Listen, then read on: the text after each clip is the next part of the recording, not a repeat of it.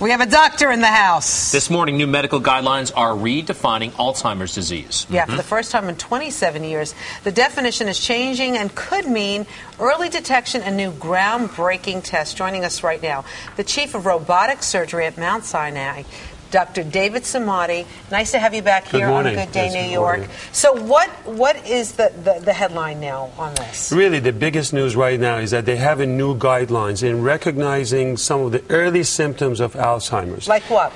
So a lot of times we think of Alzheimer as someone who has lost their address to their home and they can't find their comeback or memory loss. But now the new way of looking at this is that there are a lot of symptoms before getting to that last stage of Alzheimer or dementia.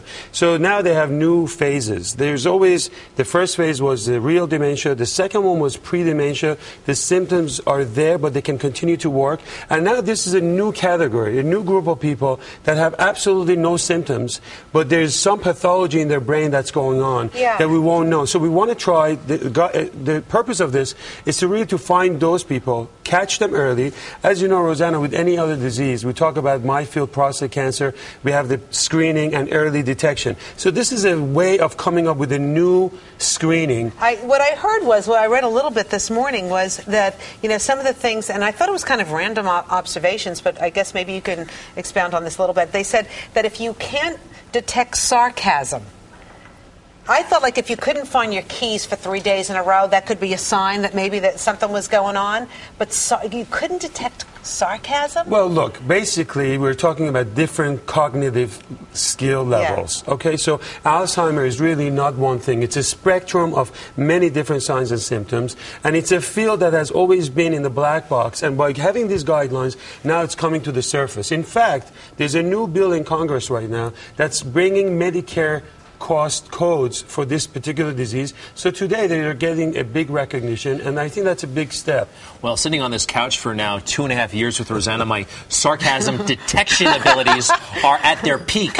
So that's good news. And I can tell you that she recognizes it and detects it really well, so we don't have to worry about it. Doctor, we focus mostly on detection. Does this in any serious way change treatment? More on that. You mentioned it once, but treatment for Alzheimer's. Well, I'm glad you brought it up, Greg, because everything we're talking today is at a research level. It really hasn't come up to the bedside at this point. So the question is whether we're going to get brain scans or are we going to get some fluid from the brain.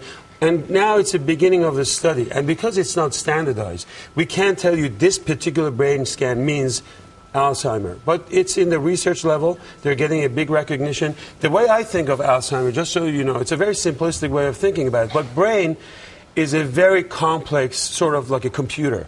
And you know how sometimes your computer can freeze and it doesn't work? There's a lot of these nerves and neurons that have to connect together in order for that computer or the brain to work. When they don't, then the computer shuts down or kind of, freezes. And that's what the early sign of Alzheimer is. The question is, how do we detect this early so we don't have those kind of questions? And I think today, after many years, this guideline is coming up. So it's the silent group of people that now are going to be looked upon. And it's really a new way of looking at this. But you can't prevent it. Even if, if you see the early signs, I mean... There's no cure. Right now, there's not a lot of cure for this, but I think in the next few years, by the new look at this, we may hopefully make some progress. Dr. David Samadi, thanks for being back here. Thanks for having me.